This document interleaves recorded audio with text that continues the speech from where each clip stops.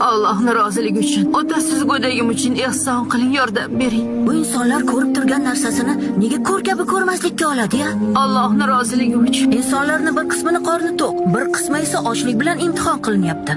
Nima uchun tilanchilik qilyapsiz? Otasi olamdan o'tdi. Men kasalman, ishlay olmayapman. Ikkalamiz ham ochmiz. Och qolganingizni sezmagan qo'shnalaringizga o'zim saboq beraman. Siz aslo tashvishlanmang.